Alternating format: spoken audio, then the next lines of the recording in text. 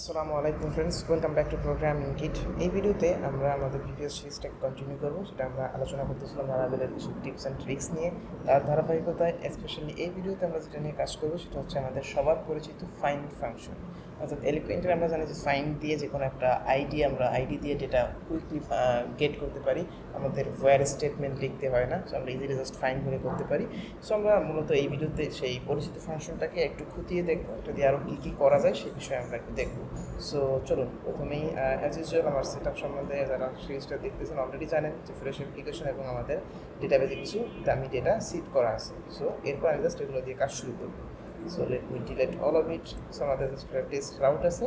So এখানে আমরা যেটা করবো এবার রিটার্ন, আমরা ইউজার মডেল নিয়ে কাজ করতেছিলাম, ইউজার ফাইন্ড, এরপর যে কোনো একটা আইডি পাস করলে আমরা সবাই এই সিনট্যাক্সটার সাথে পরিচিত যে আমরা এখানে পাস করলে যে কোনো একটা ইউজার আমাকে রিটার্ন করবে, লাইক দিস টেস্ট আমাকে এক নম্বর ইউজারটা রিটার্ন করতেছে। সো এটা মূলত এখানে একটা ওয়্যার স্টেটমেন্ট দিয়ে আমরা করতে পারতাম, where ID is equal to one then get text. ও ওর থেকে আমরা জাস্ট ফাইন্ড করে একটা ফাংশন কল করে ওই অতগুলো কুইরি স্কিপ করতে পারি। ঠিক সেমভাবে ফাইনে কিন্তু আমাকে ফাইন ফাংশনের ভিতরে কিন্তু অনেকগুলো প্যারামিটার অ্যাকসেপ্ট করে, যেটা হয়তো আমরা সবাই জানি না। সো মূলত আমরা এই ভিডিওতে সেটাই দেখব। সো প্রথম টিপস হচ্ছে আপনার কিন্তু ফাইন ফাংশন দিয়ে চাইলে একের অধিক ডেটা নিতে পারেন। যখন আপনি ফাইন অন বা একটা প্যারামিটার পাস করবেন, আমরা এখানে একটা আইডি পাস করছি সেটা হচ্ছে অন। এখানে আমাকে কিন্তু শুধুমাত্র একটাই ডেটা রিটার্ন করতেছে। তো এবার যদি আমি চাই এখানে আমি মাল্টিপল আইডি পাস করবো, যেমন একটা কালেকশন পাস করবো, যেমন সেক্ষেত্রে আমরা এখানে 1 2 3 এরকম। এবার যদি আমি ফাংশনটা রান করি, এবার আমরা দেখবো যে এবার আমার কিন্তু ফাইন ফাংশনে একটা না, এবার আমাকে তিনটা ডেটা, যে তিনটা ডেটার আমি আইডি দিছি ওই তিনটা ডেটা আমার এখানে রিটার্ন করতেছে। সো ঠিক সেম ফাইন ফাংশন দিয়ে আমাদের কিন্তু যেভাবে আমরা একটা ডেটা পাই, ঠিক সেইভাবে আমাদের যদি আইডি জানা থাকে সেই ক্ষেত্রে আমাদের কিন্তু এইভাবে ব্যবহার করতে পারি। সো এটা যেটা হতে পারে, অনেক সময় মনে করেন যে আপনার রিলেটেড ডেটা বের করা লাগবে, যেমন হচ্ছে কি আপনার অনেকগুলো আইডি জানেন, প্রোডাক্টের আইডি জানেন, এই প্রোডাক্টের রিভিউ বের করতে হবে, অনেকগুলো রিভিউ থাকতে পারে, সেটা আপনি 1 2 3 4 করে বের করবেন না। সো ওই ক্ষেত্রে আপনাকে কিন্তু ওয়্যার কুইরি জানা করতে হবে, যেমন ওয়্যার আইডি, এরপর জাস্ট আইডির কালেকশন পাস করবেন, এরপর গেট। সো ওর থেকে আপনি যেটা করতে পারেন, শুধুমাত্র ফাইন ফাংশন কল করবেন আর ভিতরে আপনার আইডির কালেকশনটা পাস করে দিবেন। এরপর যেটা হবে জাস্ট ওই ডেটাগুলো আপনাকে রিটার্ন করবে। ঠিক সেমভাবে এখানে আরেকটু ফার্দার কাস্টমাইজেশন করা যায়, সেটা হচ্ছে কি আমরা এখানে চাইলে স্পেসিফাই করে বলে দিতে পারি যে ফাইন ফাংশন কী রিটার্ন করবে। অলদো আমরা জানি যে ফাইন ফাংশন কিন্তু সচরাচর সব ফিল্ড রিটার্ন করে, অর্থাৎ আপনার মডেলে যতগুলো টেবিলে যতগুলো ফিল্ড আছে সেখানে দেখতে পেতেছেন আইডি থেকে profile created at, like created at, updated at, all ফিল্ডগুলো রিটার্ন করতেছে। আমি চাইলে এটা কাস্টমাইজ করতে পারি আমাদের ফাইন ফাংশনের ভিতর থেকে আলাদা করে না লিখে। সেক্ষেত্রে সেক্ষেত্রে আমাকে যেটা করতে হবে, এই কালেকশন যে ফার্স্ট প্যারামিটার পাস করতেছি, এরপর আমাকে আরেকটা প্যারামিটার পাস করতে হবে, যেখানে আমি অ্যারের মধ্যে আমাকে জাস্ট ফিল্ডগুলো বলে দিতে হবে। যেমন আমরা হতে পারে ফার্স্ট নেম প্রথমবার, দেন ইমেইল। সো আমি জাস্ট এইভাবে পাস করতে পারি। সেক্ষেত্রে কিন্তু আমাদের যদি একটু লক্ষ্য করি আমাদের এখানে কুইরিটা কী হতো, সেখানে যদি লং কুইরি আলোচনা করি সেক্ষেত্রে আমাদের user where ID is equal to এখানে 1 2, দেন হচ্ছে কি এখানে আমাদের আরও সিলেক্ট কুইরি লিখতে হতো, যে select email and like name and email and select, then হচ্ছে এখানে অ্যারে পাস করতে হতো আমাকে নেম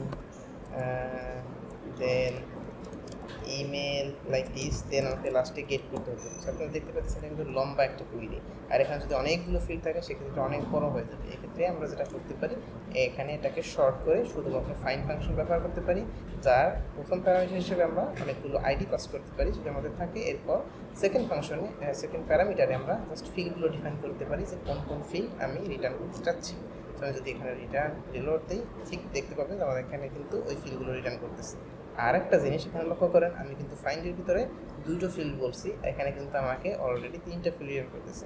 সো যদিও এইটা প্ল্যানে ছিল না ভিডিও, তারপর আমি এটা বলে দিই এটা কেন আসতেছে। থার্ড ফিল্ডটা কিন্তু অ্যাকচুয়ালি কোনো ফিল্ড না ডেটাবেজে। আমরা যদি এখানে এই ইউজার্স টেবিলের ডেটাবেসটা ওপেন করি, this extra tip, this was not planned.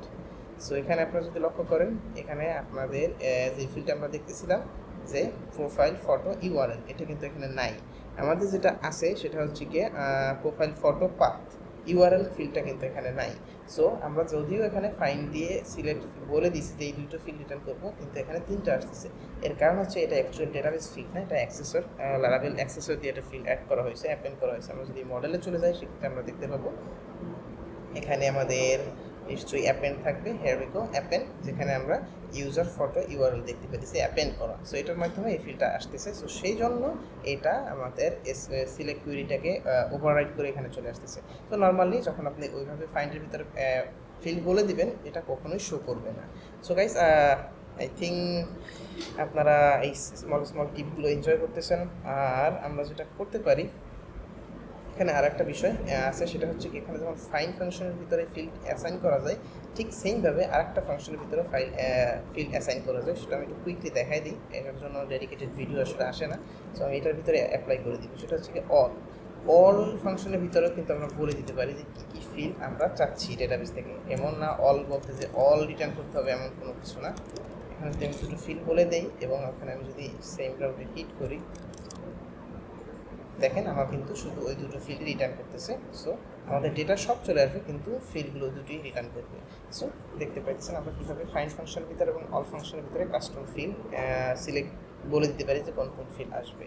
So guys, আশা করতেছি এই ভিডিওগুলো আপনাদের হেল্প হবে, উপকারে আসবে। কারণ নর্মালি আমরা যদি কাজ করতে করতে একটু জিনিসগুলো শেখা হয়, তারপরে যদি এরকম ছোটো ভিডিও আকারে হঠাৎ করে আপনি ব্রাউজ করতেছেন, আপনার সামনে চলে আসলো, সো এরকমের একটা ইউজ কেসে পড়ে এরপর আপনার শেখার থেকে যদি আপনি হঠাৎ করে 5-6 মিনিট স্পেন্ড করে এরকম একটা ছোটো টিপস পেতে পারেন, বা আগে থেকে আপনার জানা থাকলো, অবশ্যই আমি মনে করি যে কোনো ডেভেলপারই নলেজ ইনক্রিজ হয়। সো গাইস, এমন আমি চেষ্টা করবো, আমি যতটুকু জানি, যতটুকু গ্যাদার করার চেষ্টা পারি, ততটুকু আপনাদের সাথে শেয়ার করার জন্য।